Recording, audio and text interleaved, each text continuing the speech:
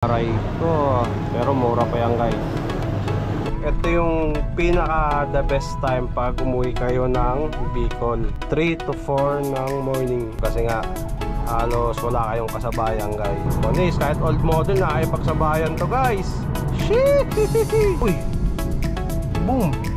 Bumangga pre! Gagi! Papuntang langit na tato. Sobrang nakasilaw mga sir. So bali guys, meron palang bagong daanan dito. Ito yung diversion ng Pagbilao. Yan o. Opya. Basic lang sa Mazda.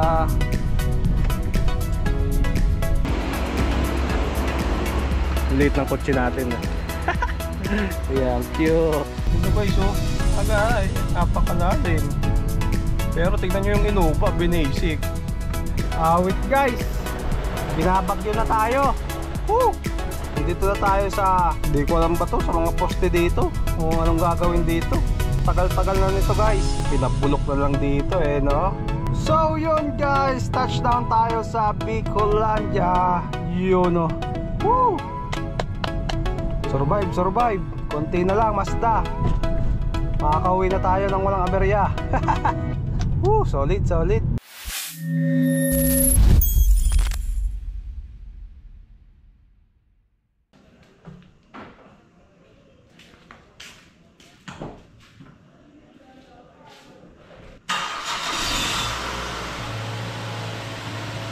So what's up mga idol, it's me again, Clifford Motovlog. So bali guys, for today's vlog ay hindi tayo motovlogger So car vlogger tayo ngayong vlog guys. So kung makikita nyo guys, yan yung ating Mazda 3. Ngayong araw ay babiyahe tayo ng Sorsogon. So dito tayo manggagaling sa Caloocan. Ngayon samahan nyo ako bumiyahe mag-isa. So sana maging okay yung biyahe natin at walang maging aberya yung ating biyahe.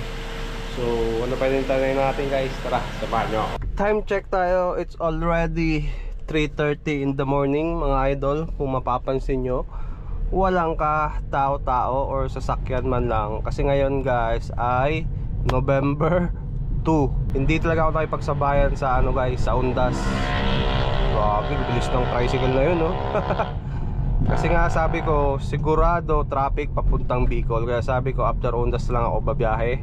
I-check din natin yung gulong natin kung okay. Lahat ng gulong, magpapabomba muna tayo sa Petron. Pero hindi tayo magpapagasolina dyan kasi medyo mahal. Meron kasing gasolinahan dyan sa bayan na sobrang mura. Check muna natin yung tire pressure.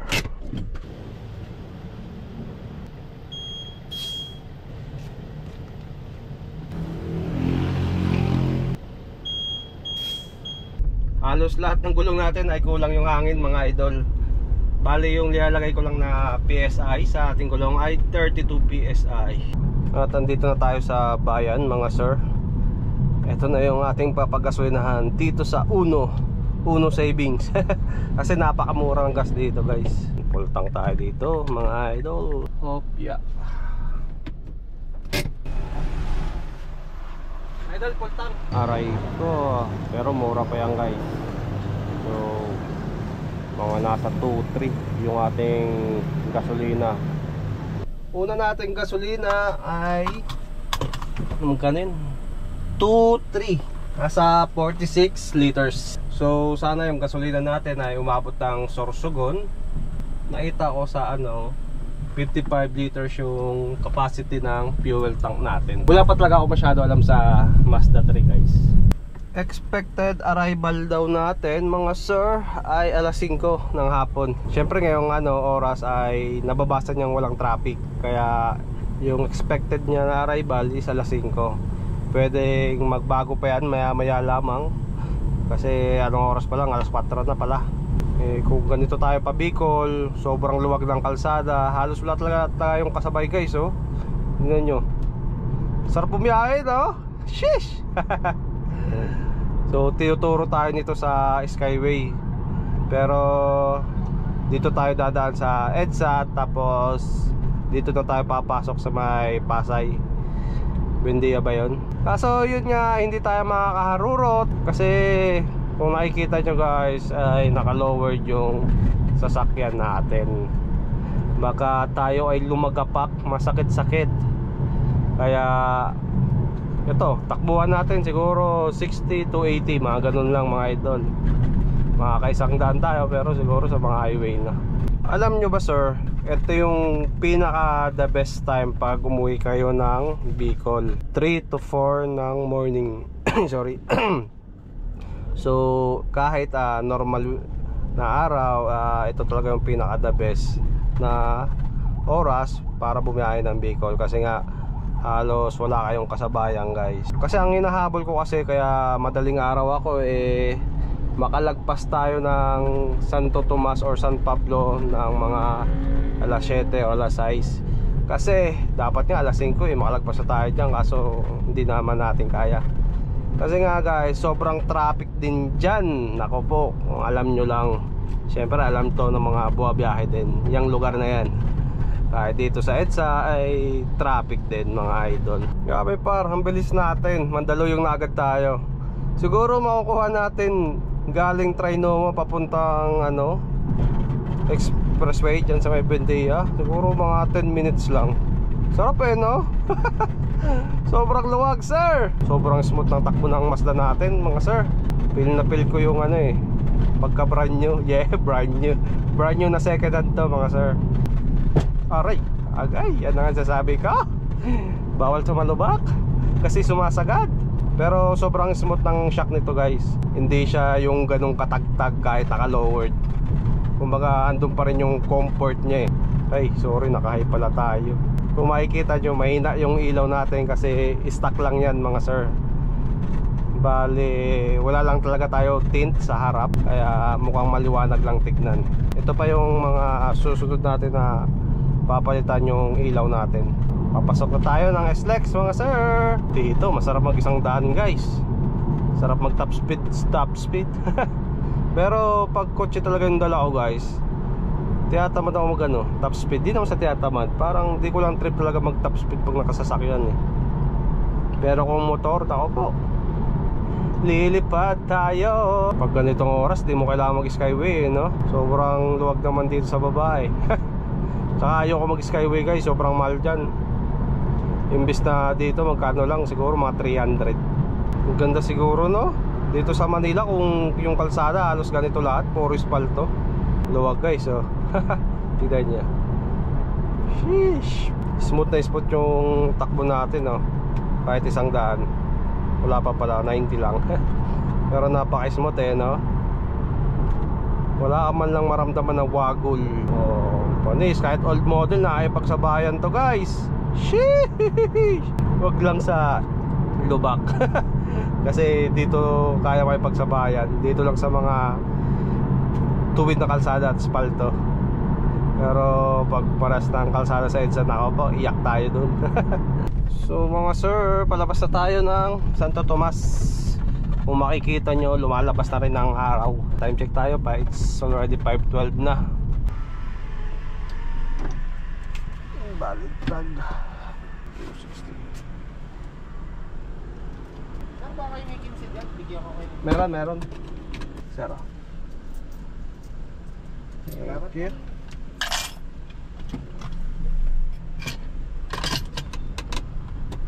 Tollgate natin mga idol is 265. Grabe naman yan, ganda naman dito. Grabe yung pailaw ni Mayor dito solid. Santo Tomas na tayo mga idol. Yun. Grabe, ang ganda nga ng pailaw talaga nila dito tingnan nyo. Sabi ko kanina na sana makalagpas tayo ng Santo Tomas o San Pablo ng mga 6 or 7. Uy, boom, bumangga pre. Gagi, binangga yung ganyan yung kanto. Awit. Ako po, madaling araw na. Baka lasing siguro yung bata At yun nga, mabalik tayo. Sabi ko kanina sana makalagpas tayo ng Santo Tomas o San Pablo before 6 or 7.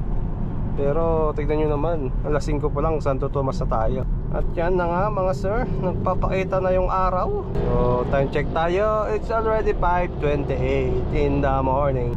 With pre, alam ko na yung naiwan ko sa bahay, yung ating shades. Kasi nga diba, wala nga tayong tint dito sa unahan. Tapos pag sobrang tirik ng araw mamaya, nakakasilaw yan. Gagi, papuntang langit na tataw, sobrang nakakasilaw mga sir. Lucena tayo mga sir. So dito pa lang medyo pangit na yung kalsada. Lalo na siguro pag rating natin ng ano guys, Pagbilao. Doon magsisimula yung ano eh, Calvario. Calvario. Yan no, dito pa lang oh. Pangit na yung kalsada dito sa Lucena guys. Dati ang ganda ng kalsada dito eh.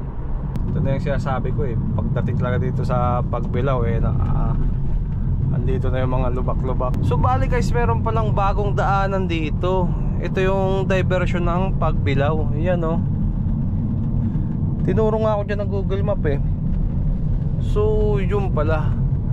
Bali pag uwi natin, doon na tayo dadaan. Ngayon ko lang nakita yun eh, dahil nga sa Google Map guys. Sabi ko, saan kaya ako tinuturo nito? Matinding pagdadrive dito ang kailangan guys. Kanina pa ako pasayaw-sayaw dito eh. Aray ko po, sabayan pa ng silaw. Opya, lubak pa rin dito. Panibagong lubak na naman mga sir, dito sa Bituang Manok.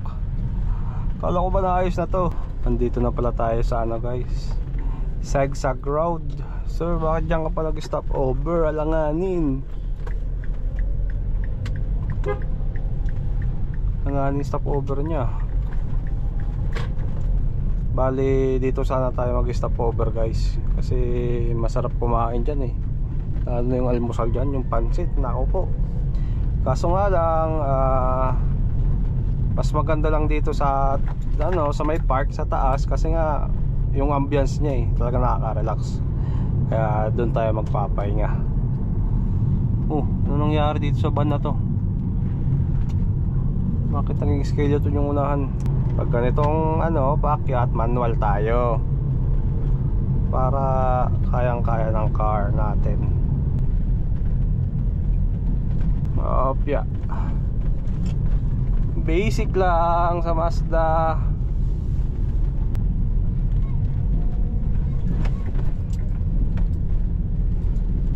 Yun, dami rin nag-rides oh.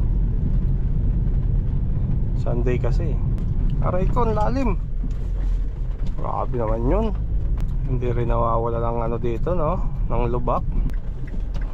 Yun, daming babiyahe oh. Kala ko lang tao. So, pahinga tayo mga sir.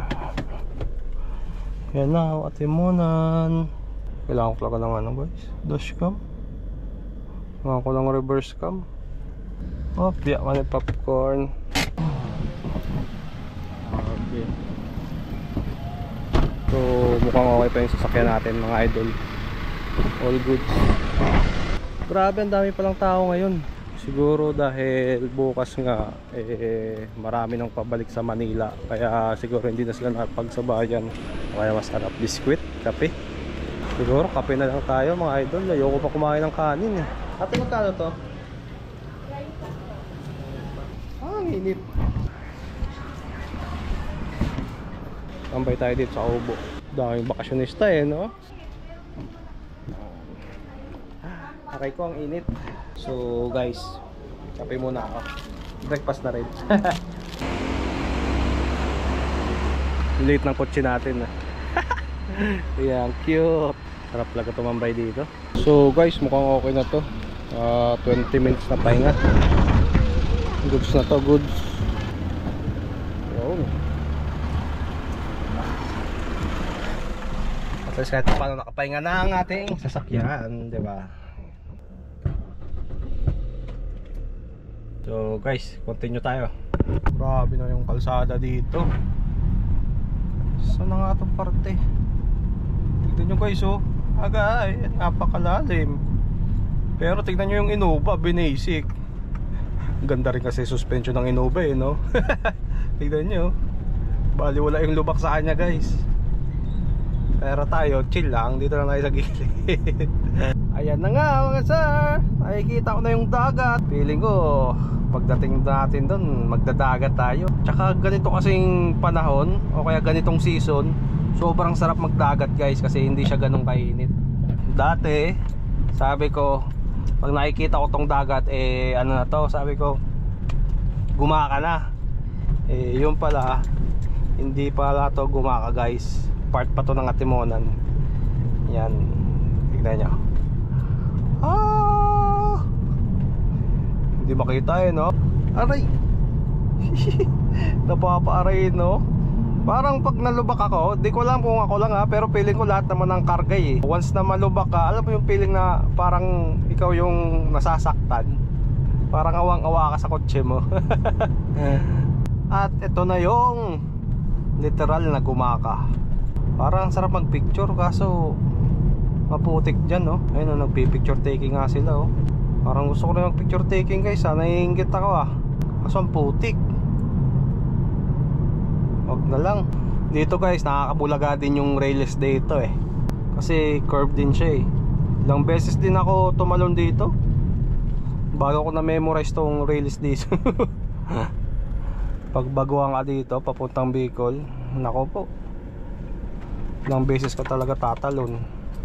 May mas malalim pang rails dito dyan na sa unahan. Sobrang lala nun. Biglang umiba yung aray, yung ihip ng hangin guys. Ayun biglang kumulimlim. Bakit ko ba pinoproblema yung panahon? Nakakotse pala tayo. Mukhang hindi na tayo magda-diversion road. Yan dito kasi mukhang okay naman ngayon dito sa sentro ng Gumaka. Malayo kasi dito guys pag dito tayo sa tapos puro paahon. Tsaka linggo naman, baka wala naman masyadong sasakyan dito. Ay! Sorry na, wag na kayo galit. Guys, technique ko sa sasakyan pag automatic, pag alanganin yung overtake ko, bigla akong minamanwal yung sasakyan kasi mas malakas siya humatak pag nakamanwal. Ito nga yung hinihintay ko kay Boss Perad. Oy, shoutout sa'yo Boss Perad. Mazda 3 din siya guys. Bali i-convert niya yung manibela niya ng merong paddle shift. So sa kanya ko muna titignan kung okay yung paddle shift na kanyang ilalagay. Pag once na approve, gagaya tayo. Tsaka gusto ko rin na may paddle shift guys.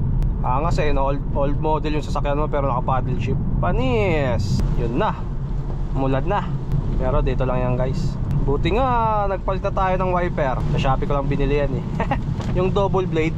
Ganda nga Awit guys, binabagyo na tayo. Woo! Lasang ulan dito pero makikita sa unahan, sobrang liwanag. Bagyo mga par. Ate yung ulan. Dito wala na, andun lang part. Tignan nyo yung lubak dito sa Lopez ba to? Lopez po ba to? Gumaka. Yan lala par. Grabe namang lubak yan. Dito parting Lopez, grabe din yung lubak. Yan hindi nyo kaya ilagan dito. Talagang mapapahinto kayo dito sa lubak. Yan yun nyo, bang bang bang bang. Nung last ko na uwi or napadaan ako dito, okay pa naman to hindi gaano ganito. Ayun, lumalim guys malupit pang haba. Hindi siya yung kunti lang na lubak. Ito talaga guys, so dikit-dikit ang lubak. Dito ako dumaan sa guys, sa sentro ng Lopez. Hindi ko alam kung traffic ba talaga to. Yellow kasi sa mapa Hindi na ako nag-diversion kasi nga malayo din yung diversion ng Lopez guys. Malayong iikutin. Mas malapit kasi pag sentro lang ng Lopez. Ay, sementeryo pala to par. Nyawit. Gagi, nakalimutan ko, sementeryo nga pala to, yung kalsada dito. Yan pero hindi naman na ganong katao. Sakto na lang. Bagay na kasi November 2 na. Kumbaga halos patapos na. Pero sigurado nung November 1 dito, nako po, daming tao dito. No counterflow. Andito na tayo sa, hindi ko alam ba to, sa mga poste dito o anong gagawin dito. Ayun, tagal-tagal na nito guys. Hindi ko alam kung anong plano dito eh. MRT. Pinabulok na lang dito eh, no? Pinabayaan na ni Kong. Alam nyo na kung sino yun, mga idol. Lubak-lubak na nga. Pahirap pa tong mga poste na to. Ito rin yung nagpa-traffic dito eh. Yung kawawa dito, yung mga taga dito. Kasi nga yung alikabok niyang guys, grabe. Oh, grabe naman yan, par, lalim. Uy, ulan na naman, no? Wala tamang umuulan na dun eh. Dito, wala din dito part, to. Okay. Raincoat na sila, oh. Kasi, tignan nyo dun guys, oh. Yo, diba? Umuulan na, oh. Ayan na nga, paparating na. Hindi mo talaga masabi yung panahon, no? Kung mabiyahe kayo, kala mo sobrang liwanag kanina, tapos mamaya biglang dilim. Kahit nga mga truck eh, napapatigil lang sa lubak na to eh, no? Oo, naku po, ang dulas pa nitong steel plate na to. Ito yung dapat iwasan nyo, or dahan-dahan kayo dyan pag nakamotor kayo mga par.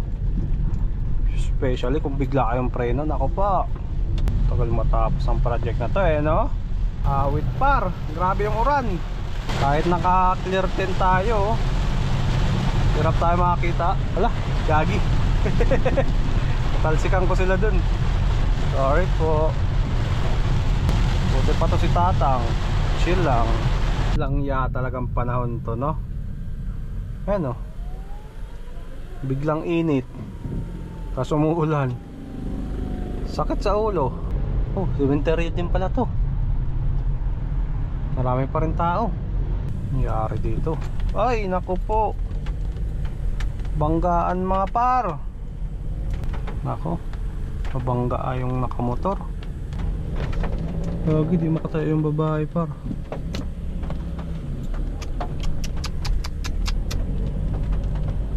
Nako po. Feeling ko nagpreno yung nakamotor. Kasi may malaking butas dun eh, lubak. Eh siguro nakabuntot tong sasakyan, kaya hindi rin siya nakapag-preno. Yun lang yung instinct. Pero yun lang talaga yung pwede maging cause guys. Kasi nga may lubak eh. Dito yung sinasabi kong isang mataas na release guys. Bali dalawang release yan. Tatandaan nyo yan. Hindi ko alam kung bakit ayaw talaga nito ayusin, no? Ang tagal na nitong guys eh. Nakaka-perwisyo ba? Oo. Kasi kung titignan nyo par, lahat talaga mapapahinto dito. Parang toll gate eh, no? Tingnan nyo, sobrang taas. Kung naka-lowered na ng malupit dito, basag bumper mo eh. Aray ko. Oh, di ba? Angas. Kala mo walang sakay na bata eh, no? Ay nako talaga. So yun guys, touchdown tayo sa Bicolandia. Yun oh. Woo! Survive. Konti na lang, Mazda. Makakauwi na tayo ng walang aberya. Woo, solid. Yan guys, pag diniretso nyo yan, papuntang Dait yan. Yan oh. Dito tayo sa Sorsogon. Siguro magpapahinga muna ako dito sa gilid-gilid. Huwag pilitin ang sarili. Ang importante pag bumiyahe ng malayo makarating ng paroroonan. Yan dito. Dito tayo pahinga guys. Pwede na dito. Atras lang tayo.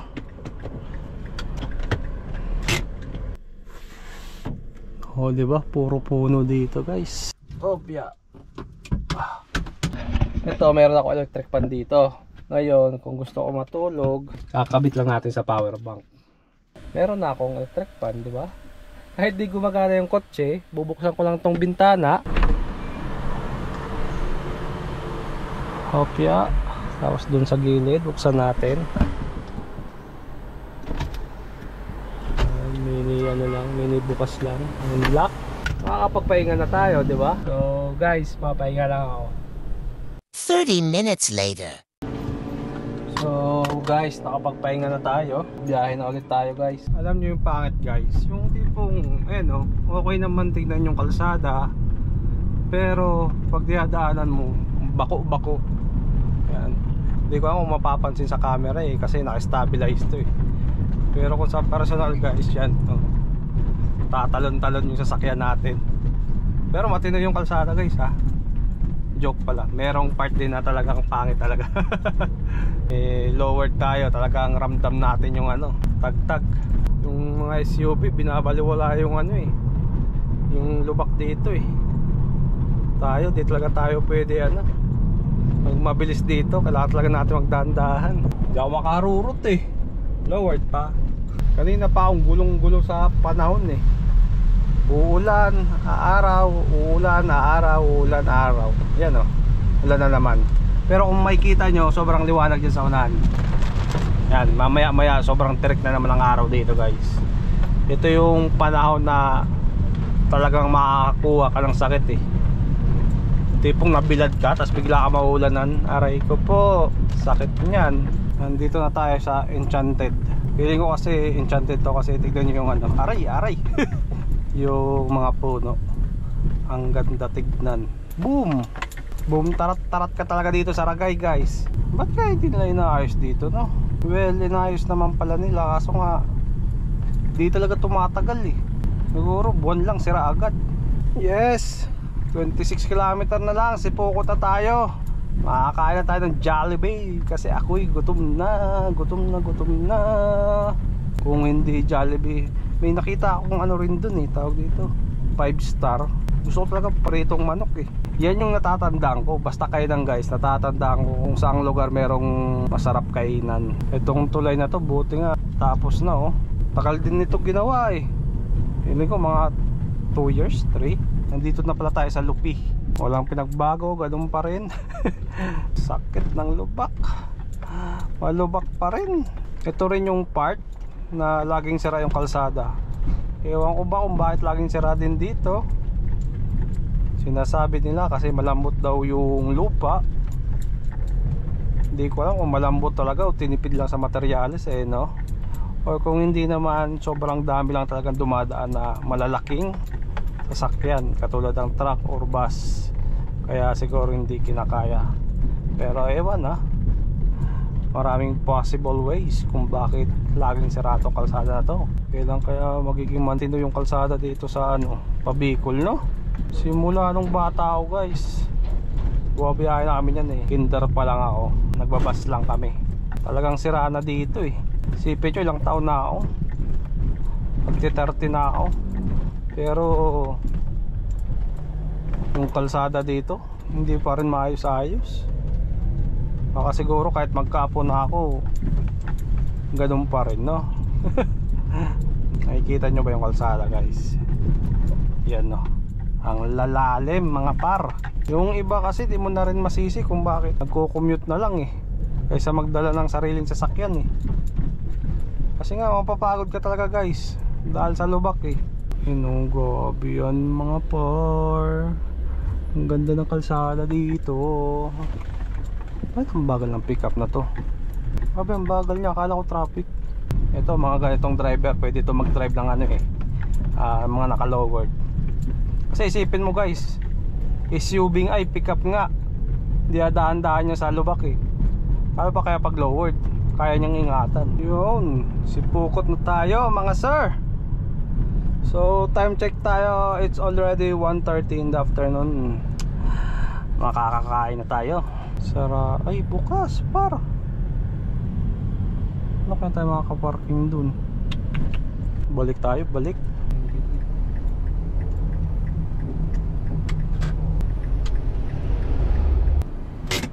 Isang kanin ko tapos dalawang chicken Thai part.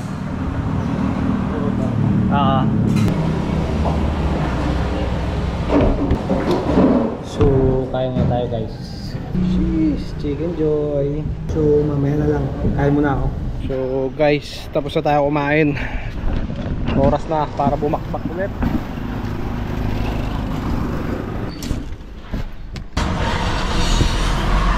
Kung Kung napapansin nyo, nakikita ba? Yan, yung gasolina natin ay nasa half tank na lang. So mamaya i-compute natin kung ilang liters yung nagastos natin. Pero sana makarating pa ng Sorsogon yan. Pero mukhang kaya naman eh. Woo! Sarap mag-rides dito, par! Solid na dito eh, spaltado na dito eh. Kaya makakapabilis na naman tayo ng takbo. Kanina nabugbog tayo sa lubak eh.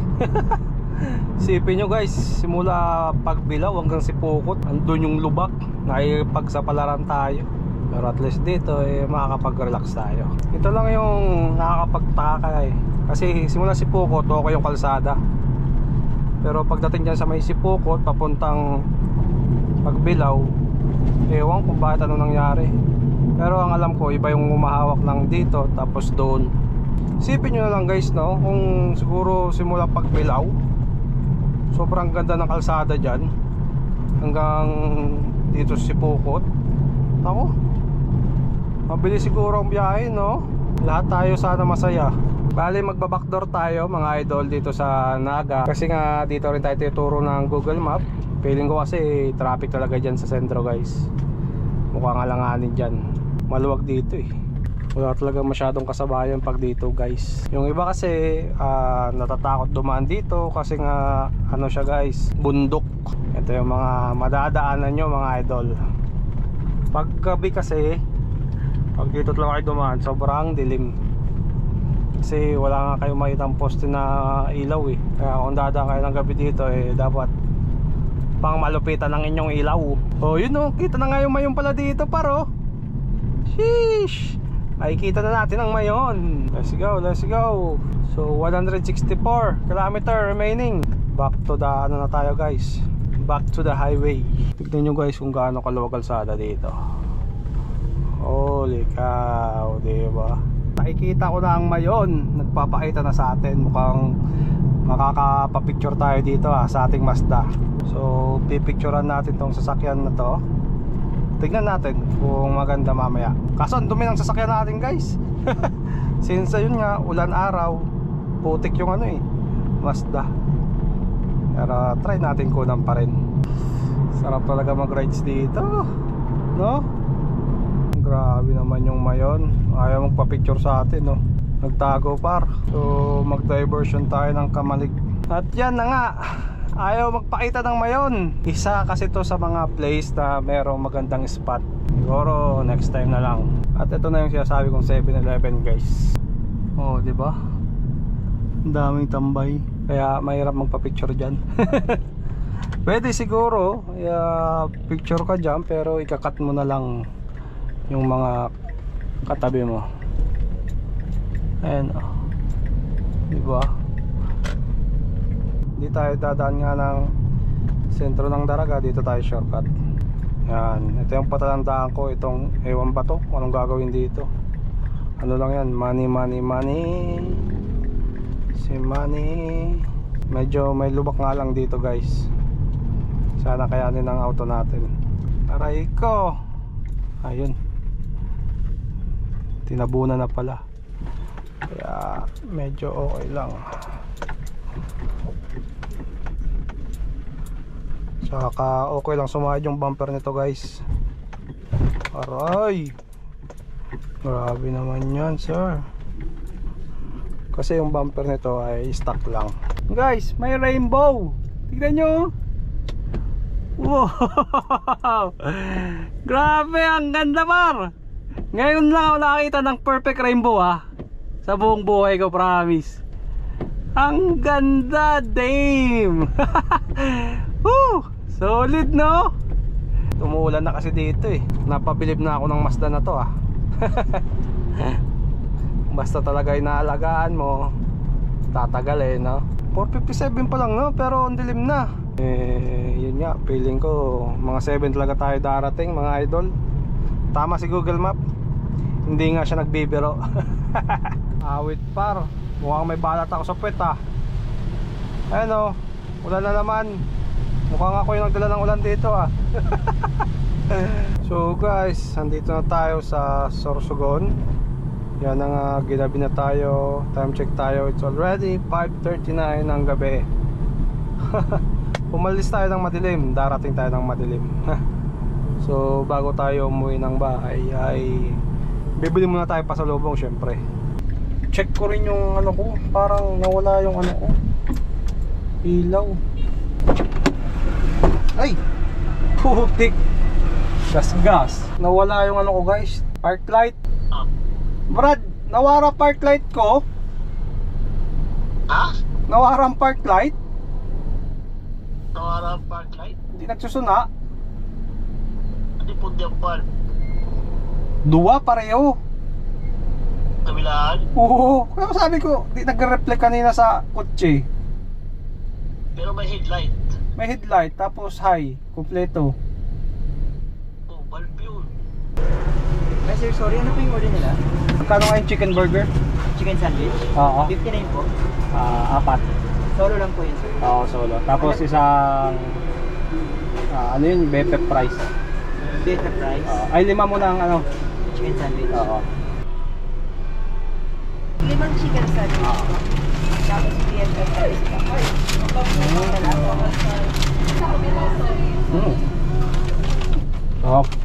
So kung mapapansin nyo guys, 3 bars na lang yung gasolina natin.